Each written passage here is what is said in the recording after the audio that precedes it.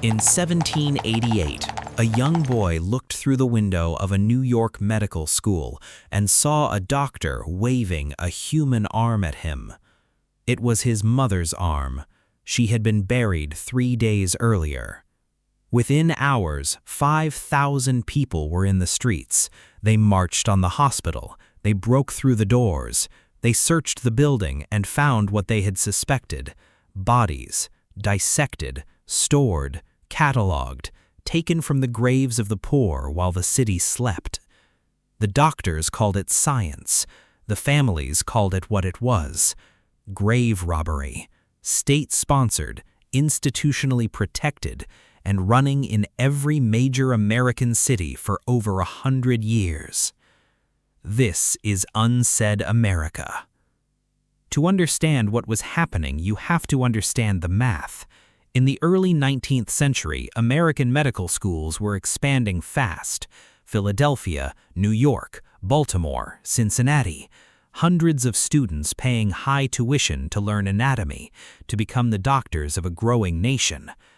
But anatomy requires bodies, and the law at the time only permitted the legal dissection of executed criminals, murderers, the worst of the worst. It was designed as an additional punishment, a final humiliation after death. The problem was simple and brutal. There were 500 medical students for every one legal body. The schools had a choice: slow down, stop growing, limit enrollment, return the tuition money. They chose none of those things.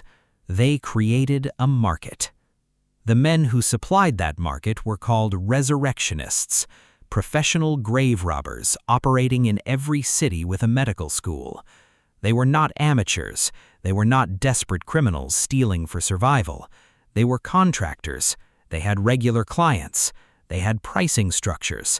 They had delivery schedules. The technique was efficient. A resurrectionist would dig a small hole at the head of a fresh grave, not the whole grave, that took too long, break through the coffin lid with a crowbar and pull the body out by the neck using an iron hook.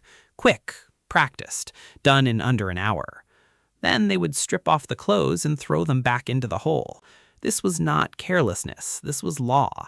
Stealing a body was a misdemeanor, a nuisance charge, a fine at most. But stealing clothes was larceny, a felony that carried prison time. The system had been built with a loophole for the flesh and a prison sentence for the fabric. The resurrectionists knew the law better than most lawyers. The bodies went to the back doors of medical schools at 3 in the morning. The deans paid. The ledgers recorded it as an operating expense alongside coal and laboratory glass.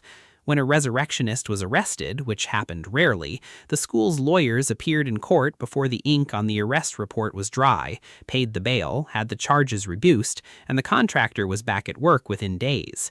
This was not a secret. Everyone in the medical establishment knew. The professors knew. The students knew. The administrators who balanced the body fund against the cost of heating the building knew. And the police who looked the other way knew. What they all agreed not to examine too carefully was where the bodies were coming from. They were not coming from gated family plots of the wealthy. Wealthy families had lawyers and influence and the social standing to make trouble. They had headstones made of granite and burial societies that watched the graves.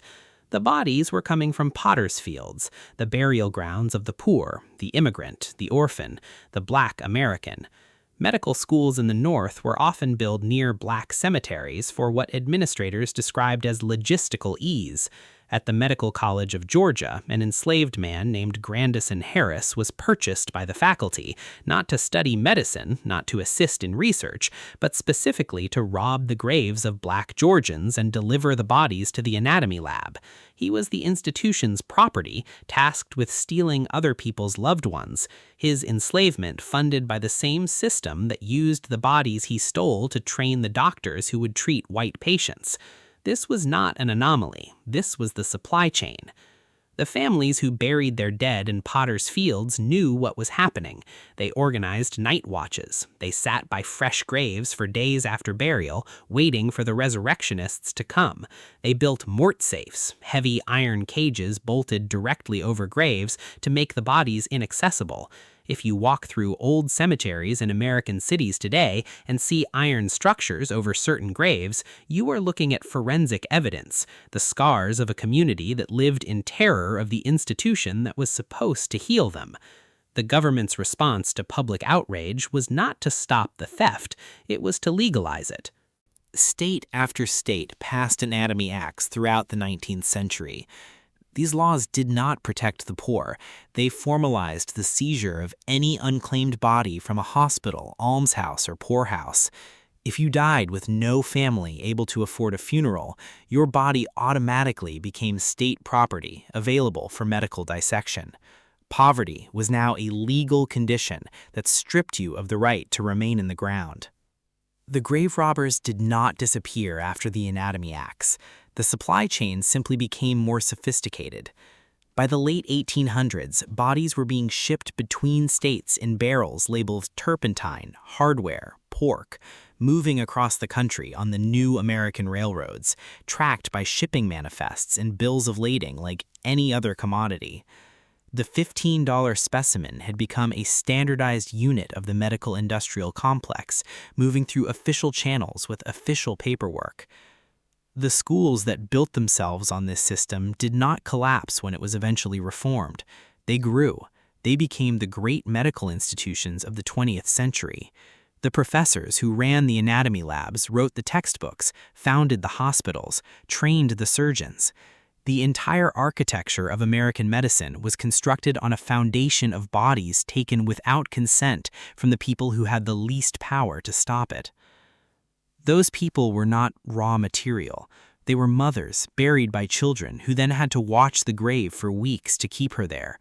They were sons whose families had pooled everything they had for a decent burial, only to find the ground disturbed 3 days later. They were people who had lived their entire lives being told their existence mattered less, and who discovered that in death, the institution had decided their bodies mattered more than their dignity. Here is your comment for tonight.